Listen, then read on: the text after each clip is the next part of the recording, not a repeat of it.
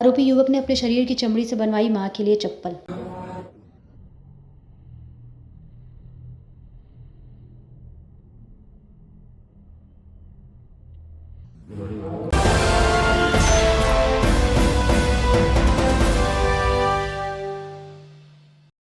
संवाददाता संजय शर्मा।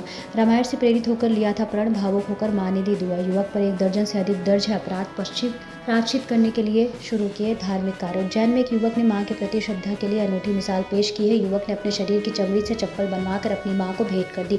युवक के इस बलिदान को देख परिजनों के आंसू निकल गए। ढांचा भवन निवासी प्रॉपर्टी कारोबारी रौनक गुर्जर घर के समीप ही भागवत कथा करवा रहा है।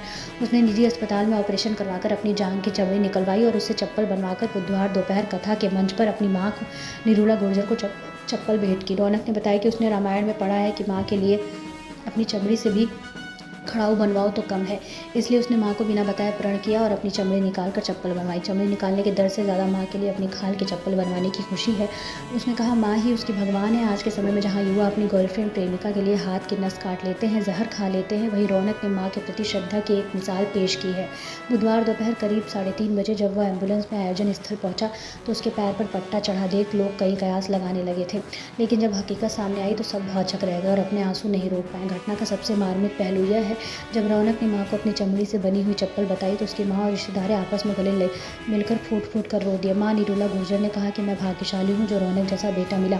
खास बात यह है कि रौनक किसी समय हिस्ट्री शीटर बदमाश था। कुछ साल पूर्व फरारी के दौरान पुलिस ने उसके पैर में गोली भी मार दी थी, लेकिन जेल से छूटने के बाद उसने अपने आप को बदल दिया और प्रॉपर्टी बिजनेस के साथ सामाजिक और धार्मिक कार्य करने लगा।